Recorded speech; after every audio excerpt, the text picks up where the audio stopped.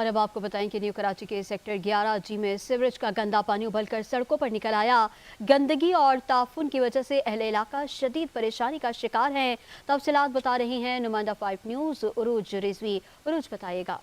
जी बिल्कुल, इस वक्त मौजूद है कराची के इलाके न्यू कराची सेक्टर 5G में, जहां पे सीवरेज का निज़ाम इंतहाई दरम बरम हो चुका है। यहाँ पे जो रोड है उस पे सीवरेज का पानी खड़ा हुआ है, जिसके बाद लोगों को अपने घर हो या मसाजिद हो वहाँ जाने में काफ़ी मुश्किलात का सामना करना पड़ रहा है। इस वक्त हमारे साथ इस इलाके के मकीन भी मौजूद है, हम इनसे जानेंगे। सर, हमें बताइएगा क्या सिचुएशन है और आप ये देख रहे हैं कितनी गंदगी है इस इलाके में। इस मसले को, लेकिन ये मसला कोई भी हल नहीं पड़ पा रहा। दुकानें टूटने का नोटिस मिलता है, हर सियासी जमात आती है अपनी सियासत चमका के चली थी। जमात इस्लामी हो जाए, MKM पाकिस्तान हो जाए, पीपल्स पार्टी, सारी जमातें, लेकिन इसका मसले का कोई हल नहीं निकाल रहा।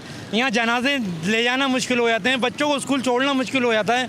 मेरी गाड़ी 3-4 दफ़ा मेरी गाड़ी का नुकसान हो चुका, लेकिन यहाँ कोई पुरसाने हल नहीं है। ये सामने मस्जिद है, मस्जिद भी आप देखते थे, नमाज़ पढ़ने बंदा नहीं आ सकता। अच्छा, ये कितने टाइम से देख रहे हैं ये सिचुएशन? कितने टाइम? 25 साल से ये मसला चल रहा है। अभी 3 साल से तो ये रोड तबाह बर्बाद हुआ है, मतलब तब से कोई हल नहीं हो रहा। वन वे चल रहा है। जी बिल्कुल, यहाँ के इलाका मकीन इंतहाई गुस्से का शिकार है। उनका यही कहना है कि कई साल हो चुके हैं लेकिन इस मसले का कोई हल नहीं है। और ये जो सड़क है ये ट्रैफिक के लिए भी बंद कर दी, क्योंकि एक ही रोड के ऊपर डबल ट्रैफिक चल रहा है, जिसकी वजह से काफ़ी मुश्किलात का सामना करना पड़ रहा है लोगों को। जी।